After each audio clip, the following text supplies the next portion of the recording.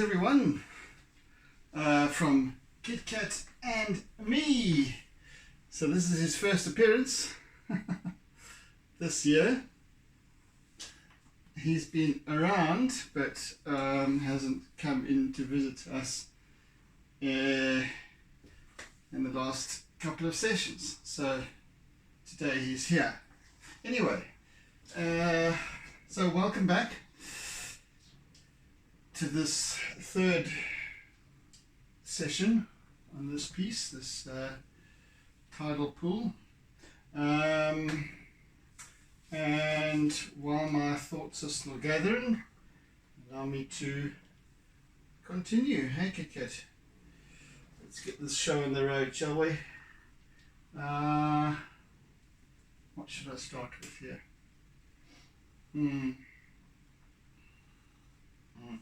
Right.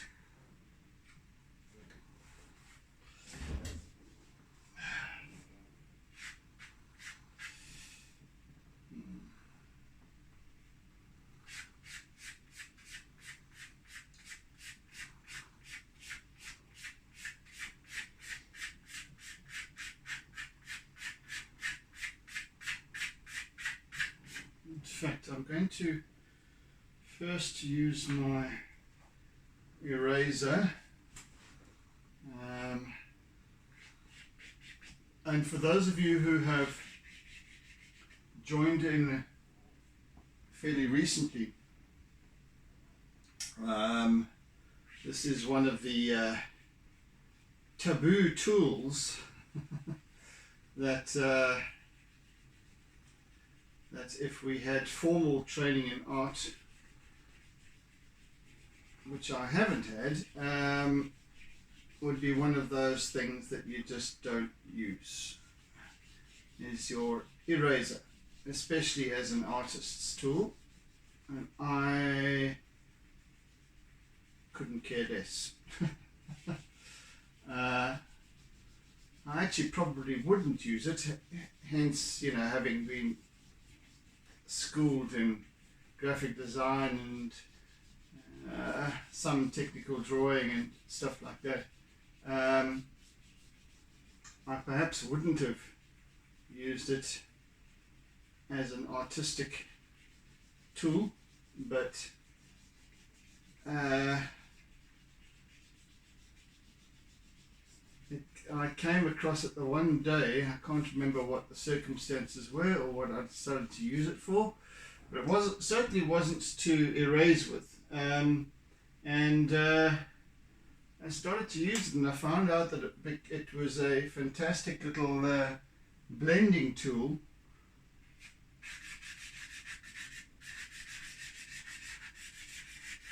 for almost any purpose, and seems to have stuck. So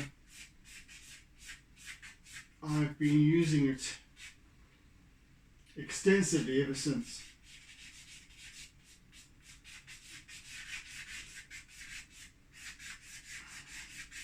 So it really is, especially for this particular kind of mixed medium work, where I'm using charcoal and chalk pastel. So it serves to blend as a blending tool really well. What am I doing here? I'm sure that something is. I just need to check this line with my ruler. Here's another cheating tool, of course. Another tool of taboos. Right. And yet once again, as an artist, as I was explaining yesterday, my thoughts on the matter, in that it's all about the feeling. It's not about whether it's abstract or realistic or whatever it might be, what medium is used, how one, you know, whether one has formal training or not. Art is art is art. I'm quite sure that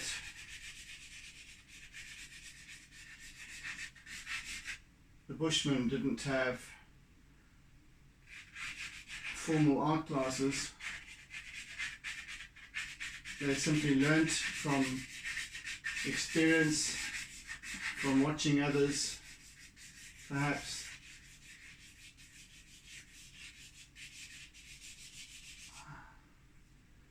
Those were simpler times, apparently. So I'm told.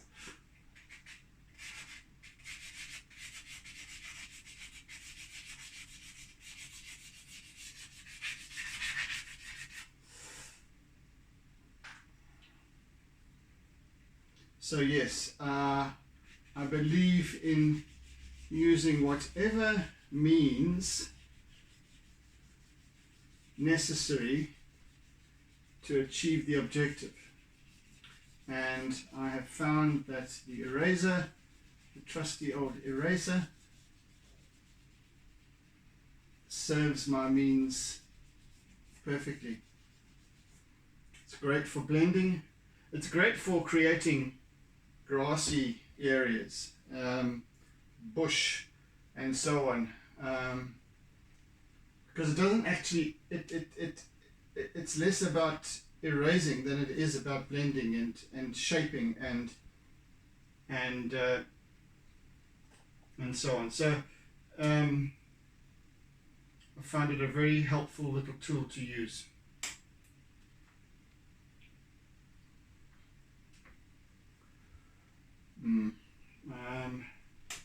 What are we going to use here?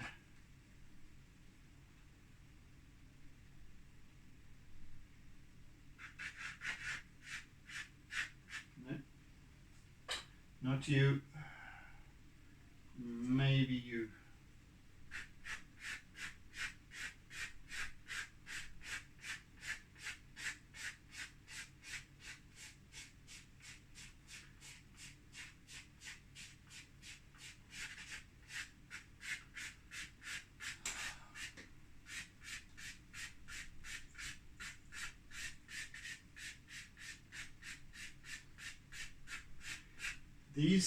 These art sessions, by the way, or these sessions, these my Artsy lockdown sessions have been, as I've said, they're my lecture theatre, lecture room,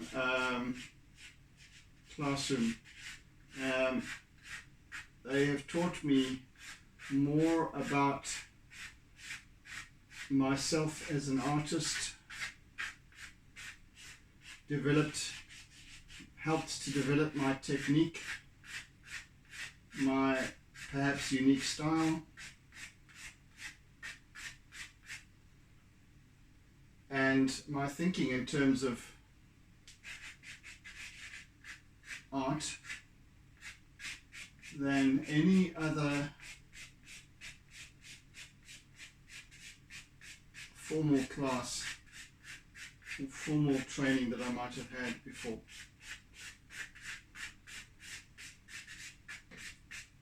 Because I chose it.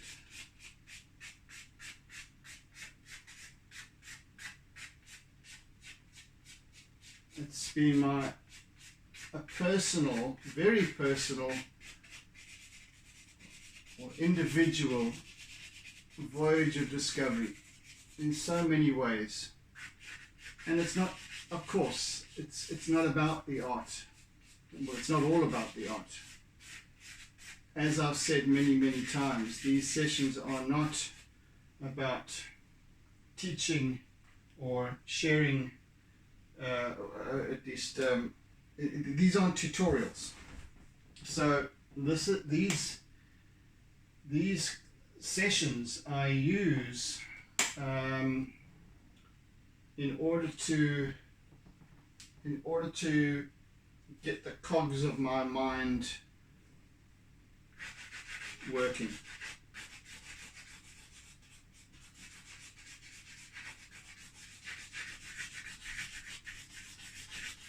And yes, I do, however, share, as I've just been explaining about the eraser and other things. All along the way, I will always share what I'm doing, how I'm doing, why I'm doing it.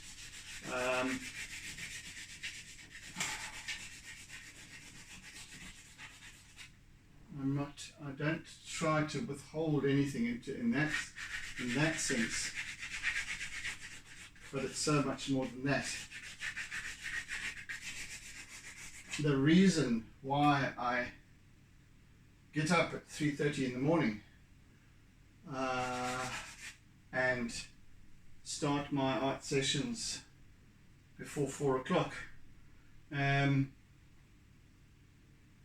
it's because it's the time of day when all the world is still. Well, all the world around me is still. Okay, wait, what am I looking for here? There's a very different and subtly different special energy at this time of the morning. I don't know, everything seems to speed up as the day progresses, but this time it's so lovely and calm and conducive towards thinking, conducive towards contemplation. So that's why I cherish it.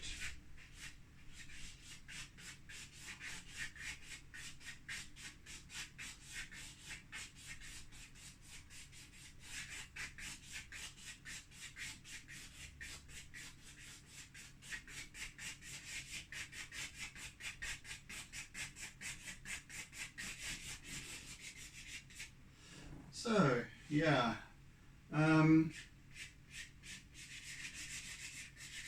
feeling. So as an artist, we need to be able to feel the subject, as I was explaining yesterday and the day before. It's all about the feeling. It's all about the emotional context, the energetic context of the subject. The subject, I'm not at this location right now. I'm not life painting in real time. I'm drawing in real time. I have a reference image. In fact, I have numerous reference images that I have very, very carefully selected for many different reasons. I'm only using one at this stage. However, and don't get me wrong, because we use reference images because we like the particular setting or scene or whatever it is. Let's say, for example, it's a still life that I'm doing here for argument's sake. So now I might have a vase or whatever you want to call it on a table over there that I'm looking at, and I am then now translating that onto my paper. Or canvas, or whatever it might be. Now, most of us are taught to copy exactly what we see, but as we progress, we begin to realize that it's more about, again, how we interpret, our unique interpretation. So now we have a set of materials, whatever we're going to be using, whether it's oil paints, whether it's acrylics, whether it's charcoal or pastel or whatever it might be.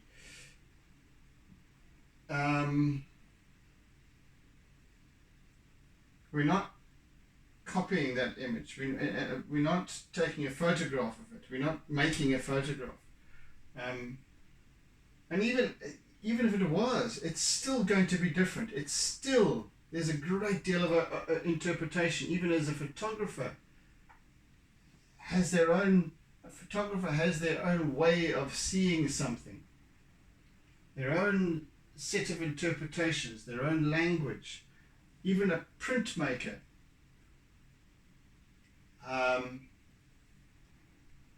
will see something, and with expertise they will see something and subtly change certain color intensities and what have you to create the desired effect. So, and yet people, when they're trying too hard to copy something, to recreate the reference image as accurately as they possibly can, then loses the essence of what it's really about. That it's about the interpretation, that it's about the energy of the subject, rather than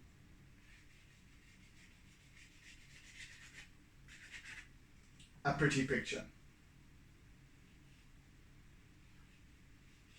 I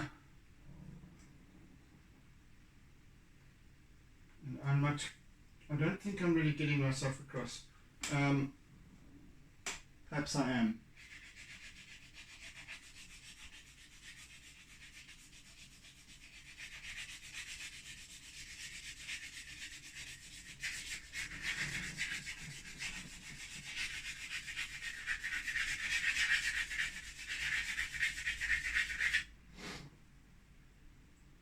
The key is to understand that the reference image is simply there as reference.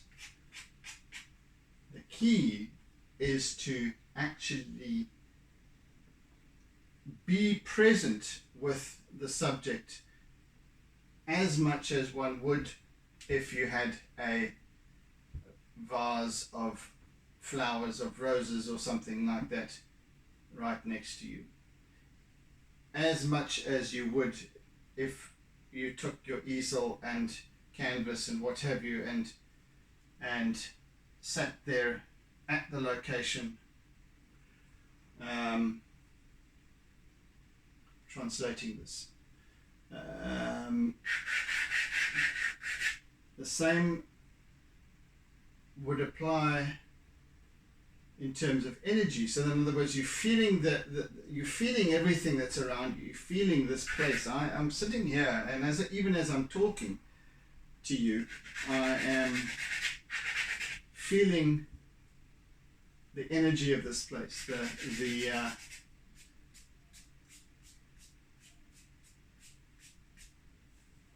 The calmness of the water, the coolness of the water.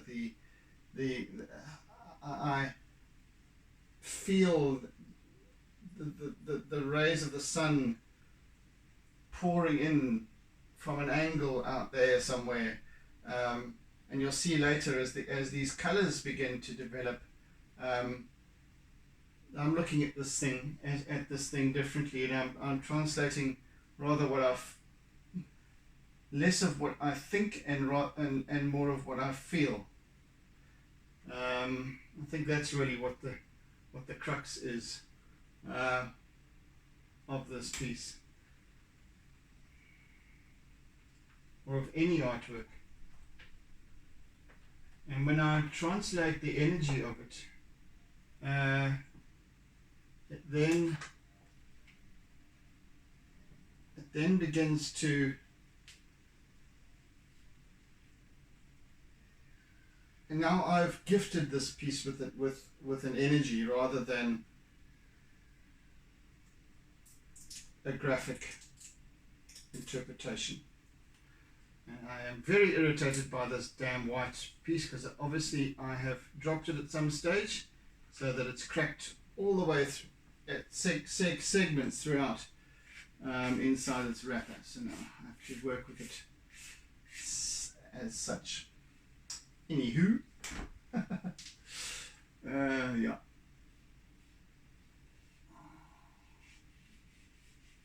So I'm even feeling these concrete slabs that have been laid down here as the bridge, as the walkway.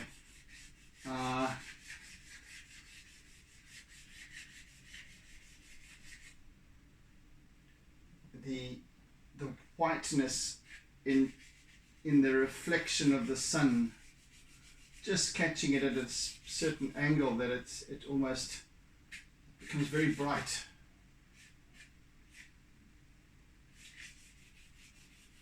And yet not sunlight bright.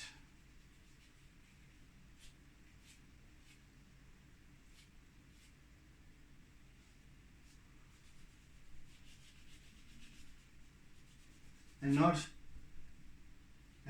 the entire piece is not the same intensity of light. So you start to feel these different things and how it forms. How, you know, as I was saying the other day about looking at the water, where over there it's more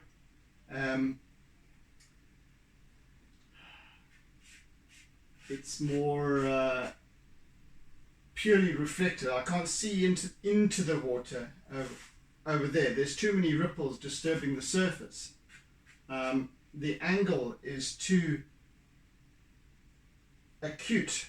The angle of my sight is too acute over there to look into the water. So I'm rather getting reflections of the sky above and what have you. Whereas over here, I have an obtuse angle into looking into the water. I'm looking directly into the bed of the pool. So then I'm still getting reflections off the surface of the water. But I'm getting the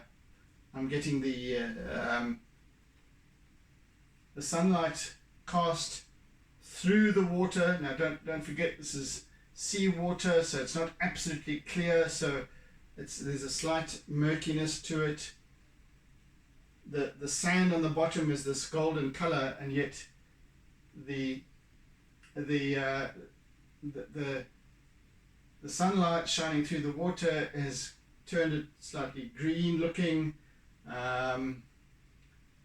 and yet I've got sky reflected on the water surface. I've also got the cast shadow of the bridge itself on the bed of the pool over there, again with more reflection above, and so on. So I've got all these different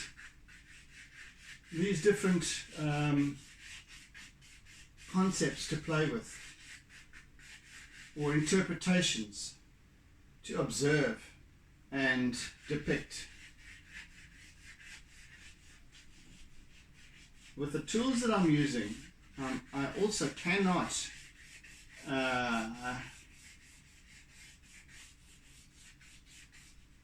absolutely accurately depict these little nuances of light and shade and textures and what have you.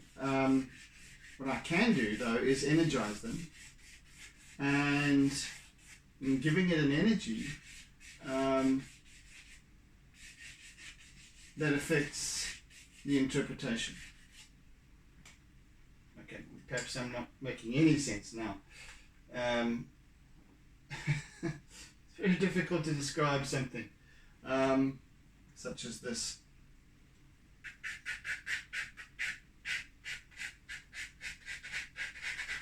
It all seems to kind of pull together in the end. When you let go, and that's the importance of letting go, I believe. Why is that bridge looking a little bit squonky? Anyway,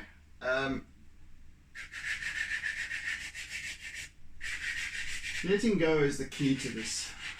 Just allowing, and I think the most fundamental thing actually is in letting go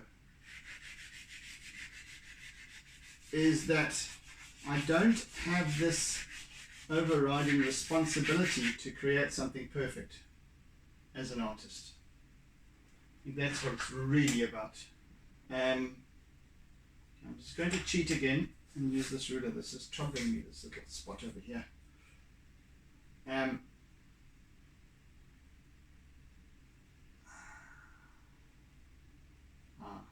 Okay.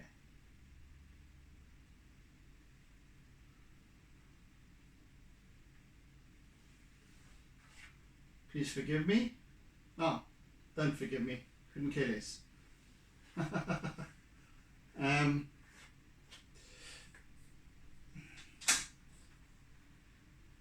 As I've said, I do use a ruler very sparingly and very occasionally for certain purposes. What am I looking for here? Are they?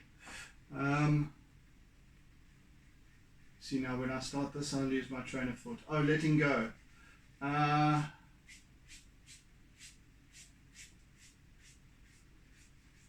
When one realizes that you don't have this absolute responsibility, that it's okay to make mistakes, and I think fundamentally that I am simply a role player here, just as much as my tools are. Without my charcoals, without my pastels, without my perhaps occasionally acrylics, without the paper that I'm using, this wouldn't come together. Well, it certainly wouldn't come together in the manner that I would like. So each and every single little aspect of this is a role player, has equal responsibility. It's not all about me. This piece has a particular energy and feel and look and appeal, perhaps, because of the sum of all its parts, not just because of me as the artist. And it's quite humbling to think that, actually, to consider and to contemplate that. And actually, you know, it breaks down the ego a little bit.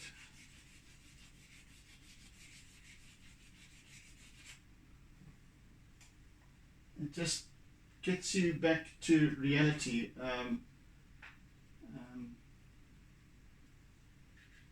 To remember that it's only because of me and all the other aspects of this facets of these artworks that make them so. So then it's easy to let go. You see, as I've maybe illustrated many times, I can't really multitask that well. So you'll find that there's been many periods where I'm concentrating on doing something, such as setting the horizon, stopping to tweak something here and there, that requires my attention. Then I can't talk. So I can't then share what I'm doing, and I'd stop talking but yet I'm pretty much talking. I've been talking throughout, ad nauseum, in fact. And yet these pieces come together, and it's because of that I've come to realize it's because once I've got my composition going, I'm satisfied with it, then I can let go, and then from there on out, the artwork creates itself. My pastels, charcoals, whatever, just go where they need to be. I let them lead me rather than the other way around. The reference image it becomes less and less important. It's still there, but I'm only looking at it occasionally now, and this piece is coming together. It's forming itself, and in many instances very differently from the reference image. And I never share my reference image because I don't feel it's relevant. It's not relevant.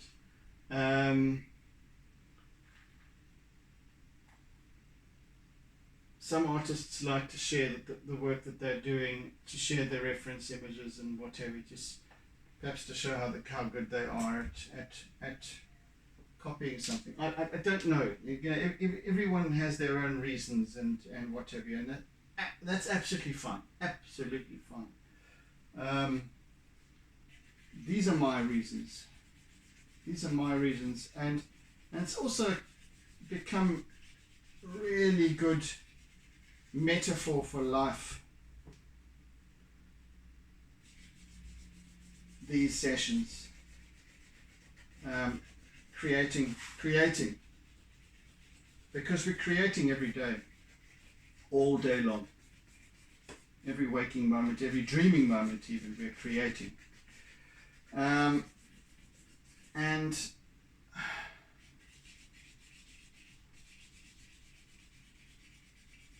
and yet we try and maintain such an absolute stranglehold on every single process and mechanism throughout our day.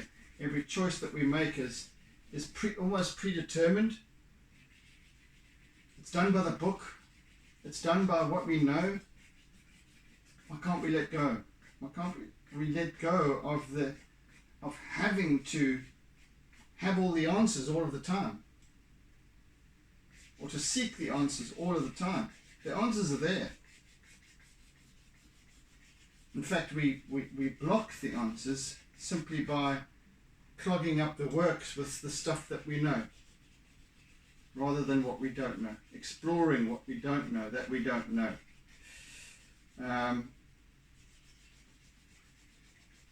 You see, it's only by letting go that I can actually create these pieces. And what I've found is that since realizing that step, that fundamental step of letting go, my work has changed. My work has changed quite immensely and is always changing. I'm always getting a little bit looser, a little bit more free with my work than it was even 2 years ago, for that matter,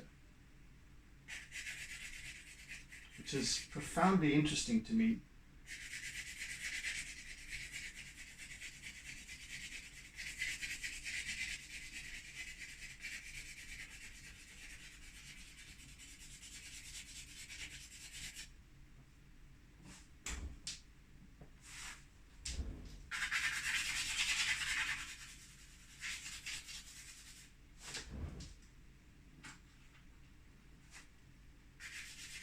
It's only because I have been able to let go, and when I've been able to let go, I've been able to explore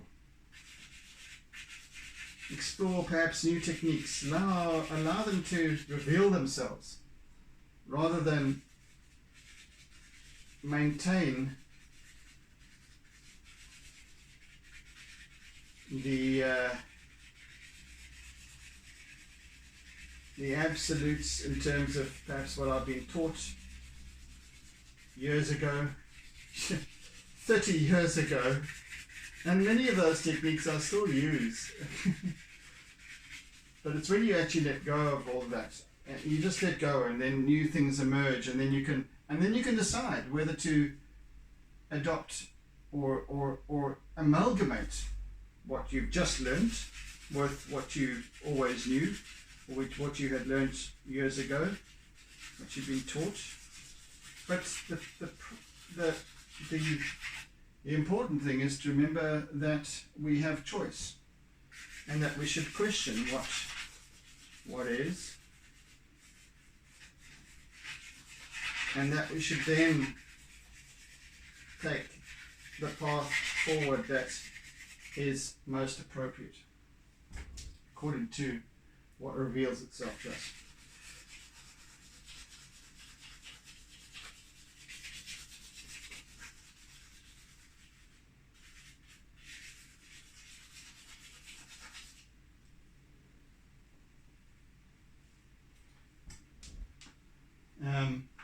some of you may know that aside from being an artist, I'm also an ontological coach or an ontologist. And ontology is the study of one's way of being.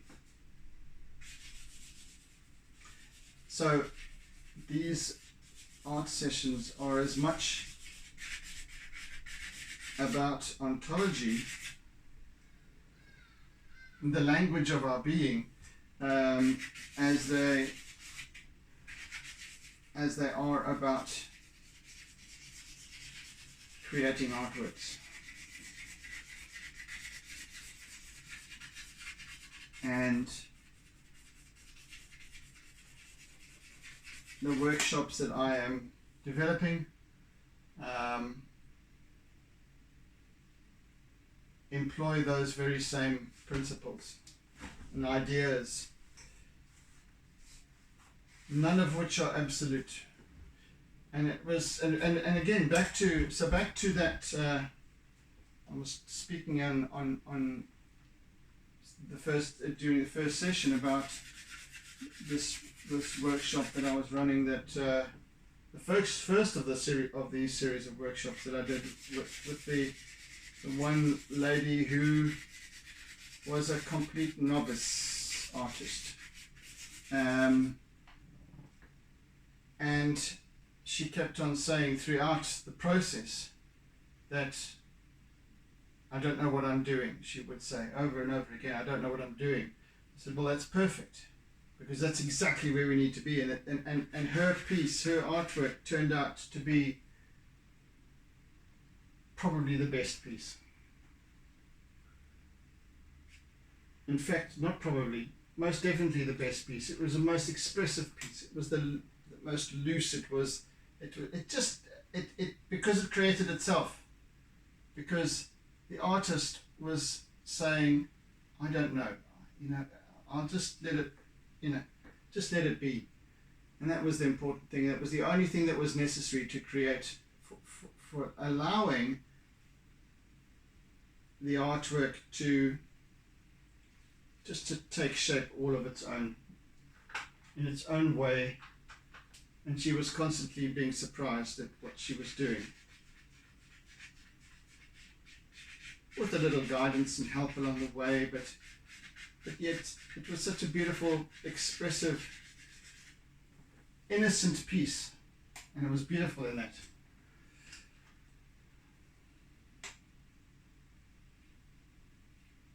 And this, by the way, from a lady who was perhaps 70 or more.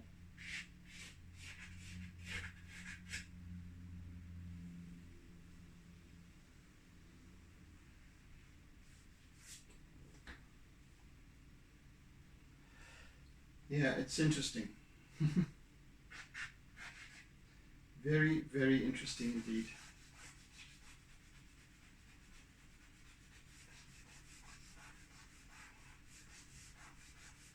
If we were only able to open up to what the universe, or what God, if you want to use those,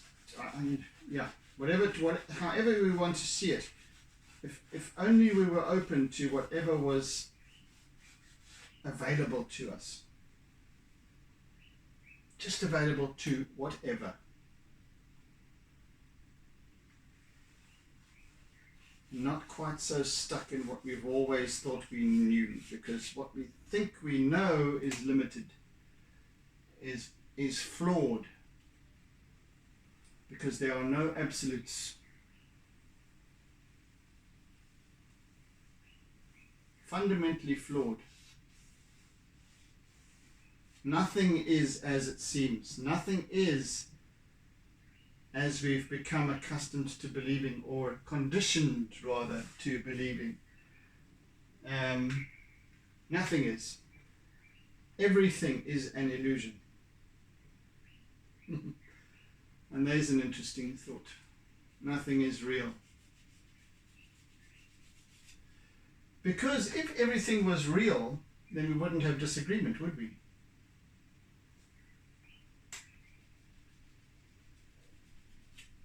everything was absolute, why would we have wars? Why would we have judgment? Why would we have all of these different things? It's because everything is illusion. Everything is open to that interpretation, that unique interpretation, that the way I see the world. The way we see the world is not, at least rather, we see the world the way we are and not the way it is. Because we have 7.5 or whatever, 7 billion different interpretations. And we each of us believing that we have the right answer, the right interpretation. Bollocks.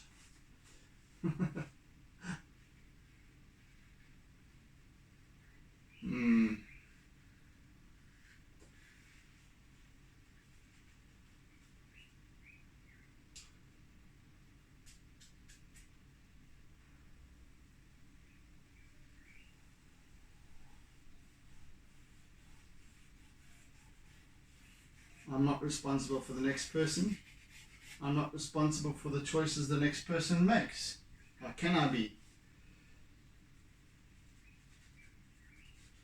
And if I expect everyone else to be seeing the world the way I do, and expecting others to do as I do, because I believe I'm right, that I have all the answers, how arrogant of me. And how limiting I am.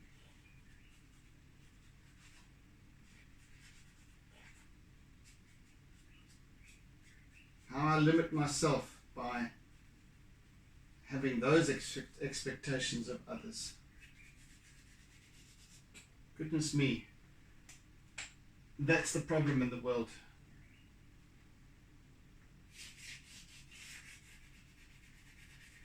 It's because people, political parties,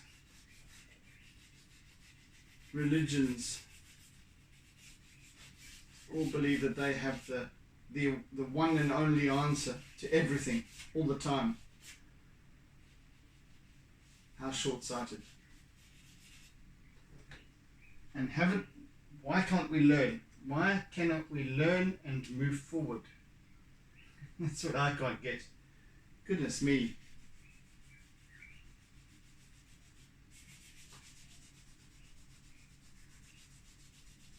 Warfare is about right and wrong.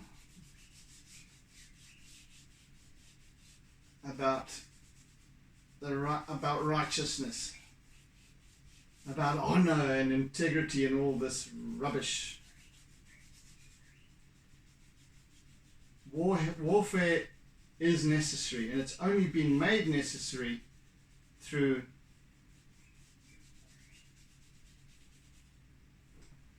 these absolute interpretations, this belief in right and wrong. Anyway, so the cookie crumbles.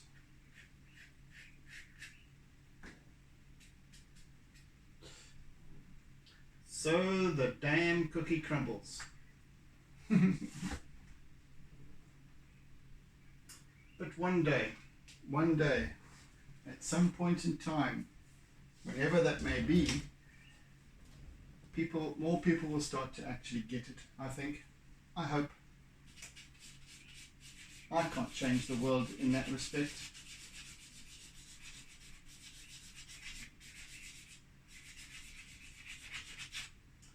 I can certainly change things for some people, perhaps. I don't know who they might be. Somebody listening along the way. But I can't tell people what they should believe. They can, because everyone has to make up their own mind. Good morning, little bird. It's a toppy, morning toppy.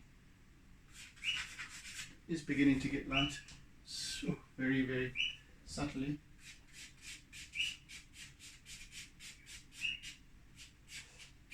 It's what is the toppy that wakes up first?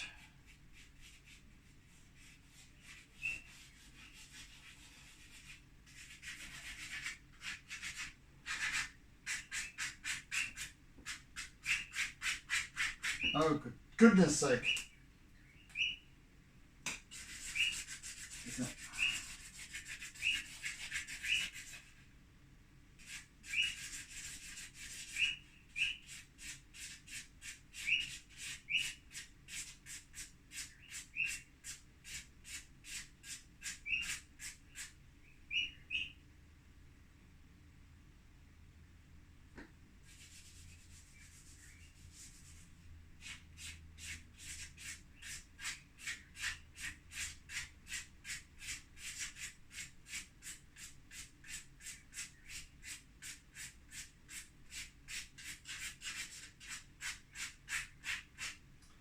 These little charcoal pieces are full of little flinty chips in them, so that they become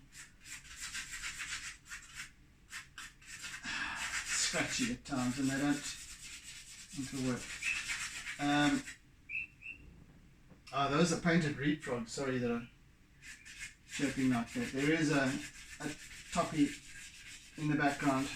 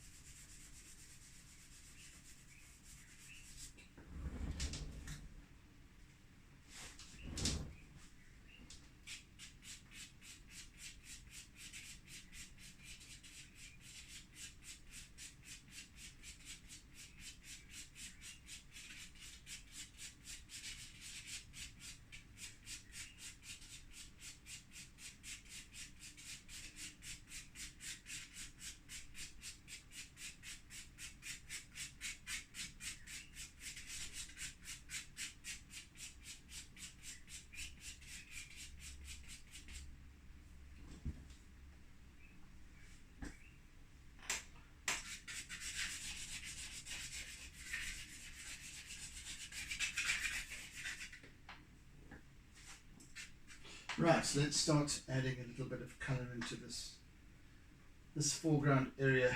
No,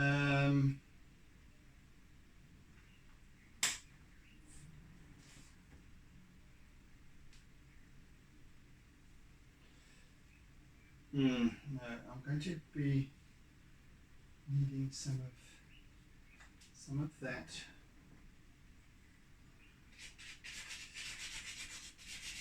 There are many colours actually, and I'm going to be using here.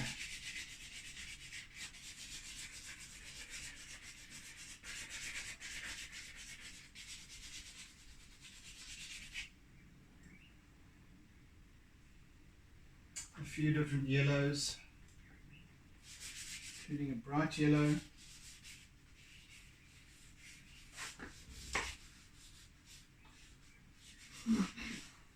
And this is actually where I start to deviate from the reference image. Because now I'm just allowing colors to emerge energetically, to tell a story.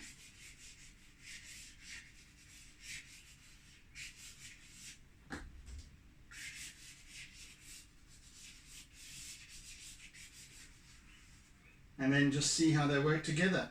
And these might look like arbitrary squiggles at this point. They might continue to look like arbitrary squiggles. The point is that I'm just allowing these different colors to work together to see where they're headed. I'm very open to whatever might come of it.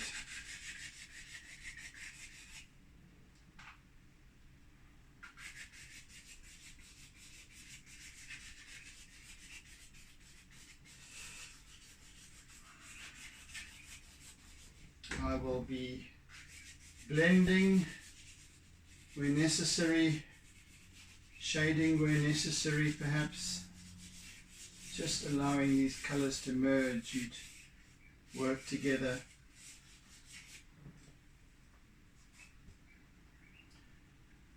Let's get some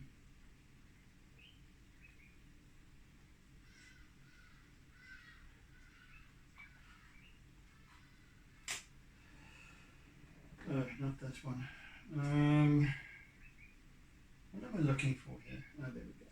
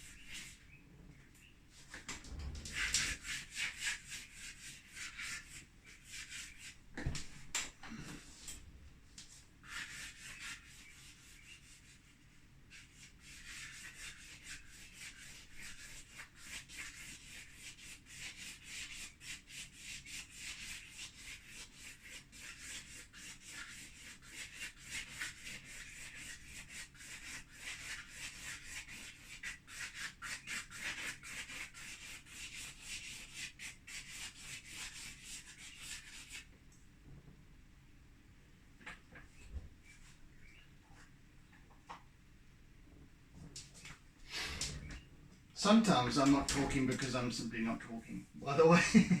Not because I'm concentrating. I'm just now a little more contemplative, just feeling into this, into what this is offering up here.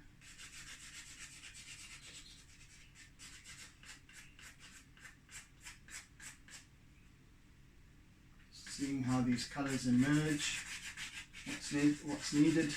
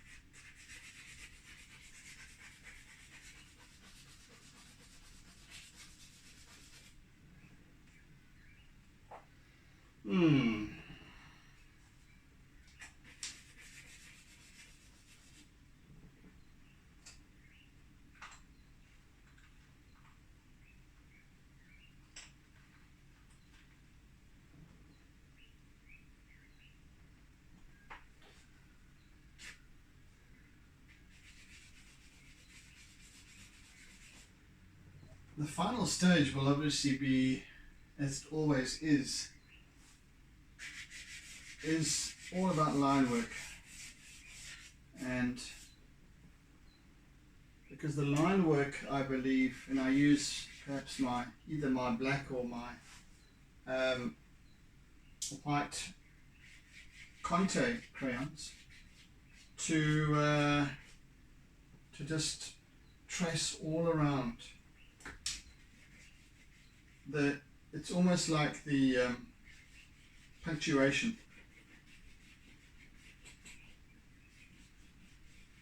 in a piece of writing, or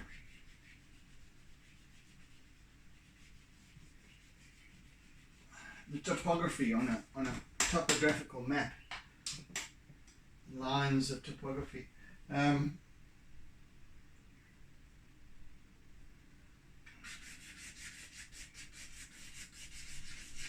The line work is very, very important to me in holding these pieces together, in making sense of the story.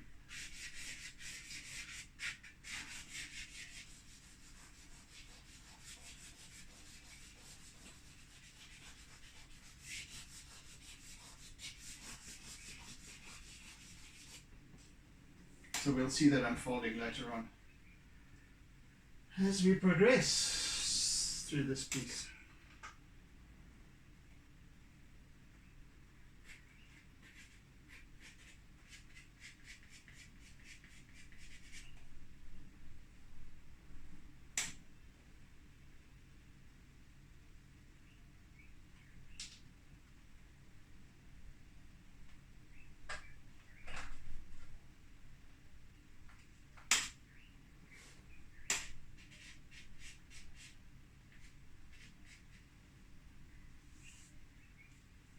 Just a few minutes left now.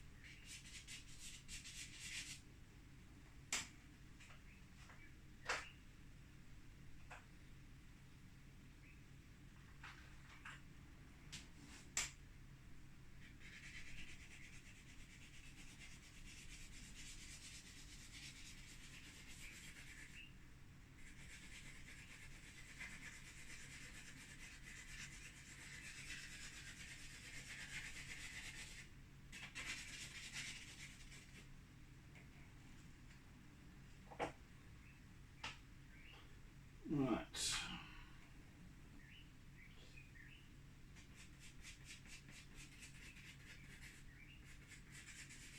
Slowly it's beginning to emerge more and more.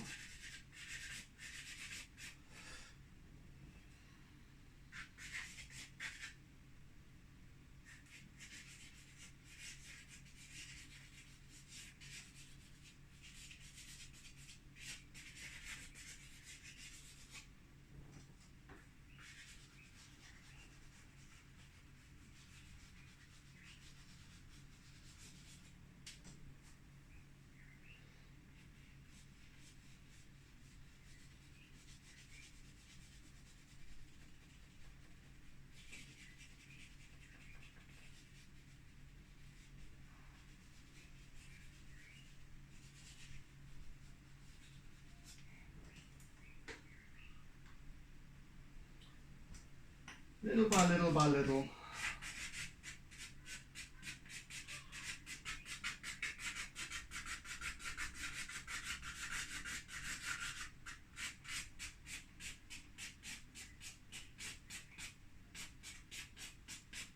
All right, I think that's it for today.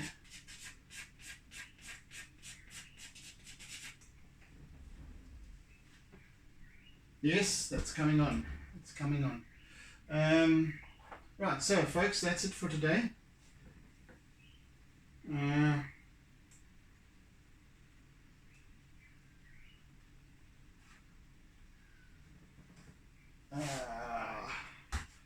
All right. So thank you for bearing with me in my diatribe, and hope some of you have gleaned something new. I don't know, maybe not. However, so this is obviously these new videos are these new this year's series are much clearer in their definition of video quality. Thank you to ks3.com for sponsoring my my fiber line. I'm very, very grateful for that.